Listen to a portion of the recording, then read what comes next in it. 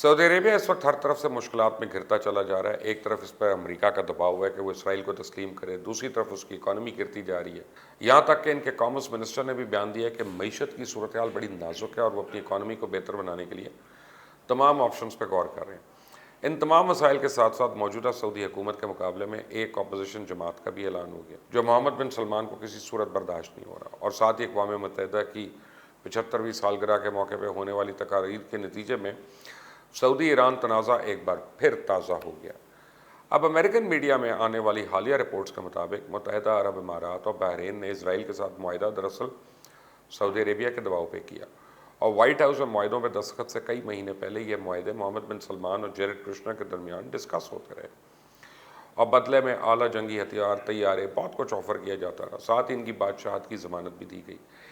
इसलिए ये कहा जा रहा है कि ट्रंप अपने इंतखाब से पहले ये अहम कामयाबी ज़रूर हासिल कर लेंगे, और साथ ही सूडान और अमान भी इस साल के आखिर तक ज़रूर इस मुआहिदे में शामिल हो जाएंगे, क्योंकि मोहम्मद बिन सलमान फ़लस्तीन और लेबनान को ना ख़त्म होने वाला बोझ समझते हैं।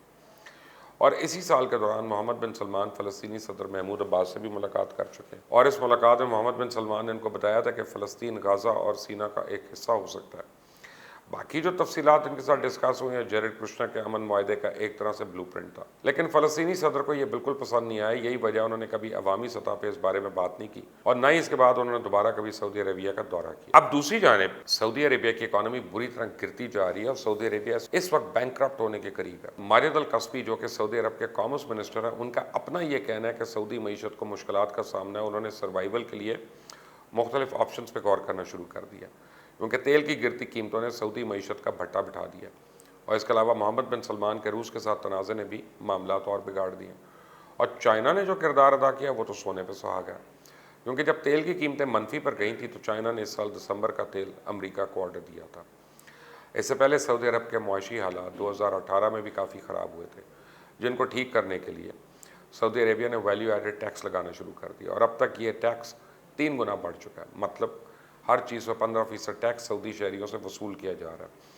और अब अगर अपनी मईशत को संभालने के लिए सऊदी अरेबिया इस टैक्स को मज़ीद बढ़ाता है और 25% तक ले जाता है, तो बहुत ज़्यादा चांसेस है कि सऊदीया की अवाम अपनी हुकूमत के ख़िलाफ़ सड़कों पर आ जाए और बगावत ना हो जाए, और इस तरह अरब स्प्रिंग फैलने का दोबारा खदशा है। और यही वजह है कि अब सऊदी अरेबिया ने ज़ायरीन को उम्रे के लिए भी आने की इजाज़त दे दी है। लेकिन इस साल क्योंकि हज नहीं हो सका तो उम्रे से इतना असर नहीं पड़ेगा। आम हालात में हज और उम्रा दोनों से सऊदी अरेबिया को सालाना 30 से 32 बिलियन डॉलर वसूल होते थे।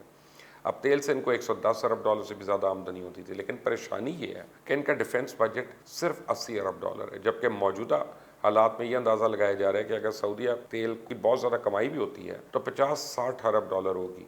उम्रा और हज वैसे ही बंद हैं। चंद रोज़ पहले सऊदी हुकूमत ने ऐलान तो किया था कि 25 ममालिक के साथ फ़्लाइट्स दोबारा शुरू करेंगे, लेकिन इनमें पाकिस्तान नहीं था।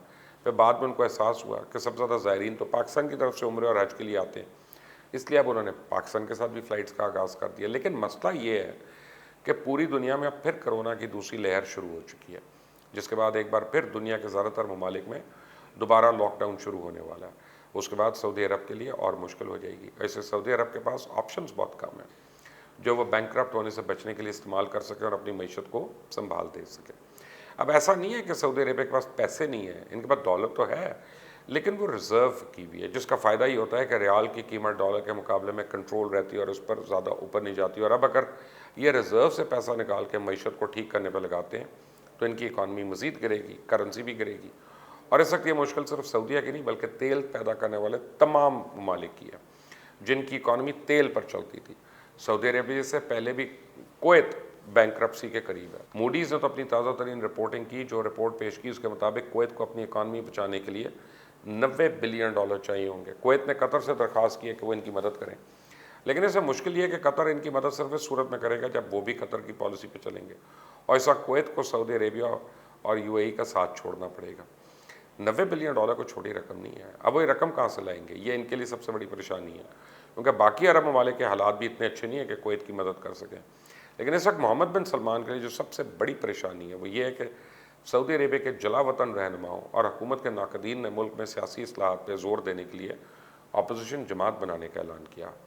अब सऊदी अरेबिया से ताल्लुक़ रखने वाले ऐसे बेशतर रहनुमा अमेरिका, बरतानिया, कनाडा और दीगर ममालिक में मुकीम है, और अपोजिशन के इस इत्तेहाद की क़यादत लंदन में रहने वाले इंसानी हकूक़ के सरगर्म कारकुन یا اسیری کر رہے ہیں۔ ان کا کہنا ہے کہ ان کی سیاسی جماعت کا مقصد سعودی عربیہ میں شاہی سلطنت کی جگہ ایک جمہوری طرز کی حکومت کا قیام ہے۔ موجودہ حکومت بڑی تعداد میں سیاسی رہنماؤں کی گرفتاریوں قتل کر کے مسلسل ظلم و تشدد کے راہ پہ عمل پہ رہا ہے۔ ایسے نازک وقت میں اپوزیشن پارٹی کا قیام ضروری ہو گیا تاکہ ملک کو بچایا جا سکے، اور اس نئی جماعت کا نام نیشنل اسمبلی پارٹی رکھا گیا۔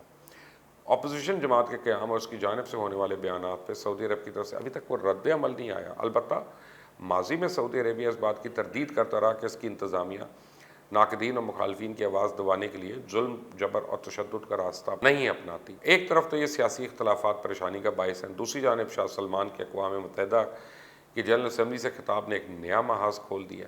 شاہ سلمان نے ایران کے خلاف سخت موقف اپناتے ہوئے کہا کہ سعودی عربیہ ایران کے سامنے جھکنے والا نہیں، کیونکہ ایران اپنے دہشت گردانہ نیٹ ورک کا استعمال کرتا ہے۔ حسب معمول انہوں نے یہ بات دہرائی کہ سعودی عرب پہ مسلمانوں کے لیے مقدس شہر مکے کی حفاظت کی خاص ذمہ داری، اور دوسری جانب ایران نے ان تمام الزامات کو مسترد کرتے ہوئے کہا کہ سعودی عربیہ میں خطے میں تکفیری دہشت گرد گروہوں کو مالی امداد پہنچاتا رہا ہے، اور دہشت گردی کی اصل جڑ سعودی عربیہ۔ دراصل سعودی عرب ایران کے خلاف امریکی صف میں کھڑا ہے اور اسرائیلی حکومت کے ساتھ تعلقات کو فروغ دینے کی کوشش کر رہا ہے۔ سعودی حکومت نے عوام کے اربوں ڈالر دہشت گردی اور دیگر ممالک کو برباد کرنے پہ خرچ کیے، اس کے باوجود ان کو نتیجہ کچھ نہیں ملا۔ اب سعودی عربیہ آئندہ نومبر میں G20 اجلاس منعقد کرنے کی تیاریوں میں مصروف ہے، لیکن تیل سے ہونے والی آمدنی میں شدید کمی کے باعث وہ معاشی مشکلات کا شکار ہے، اور اس صورتحال میں اپوزیشن جماعت کا اعلان اور ایران کے ساتھ چپ کلش سعودی عربیہ کے لیے ایک نیا اور سخت چیلنج ہے۔ آنے والے دن سعودی حکمرانوں کے لیے بہت ہی مشکل کے دن ہیں۔ آپ اپنی رائے مجھے ضرور دیجیے گا، بیل آئیکن کو پریس کریں، سبسکرائب کریں۔ اللہ حافظ۔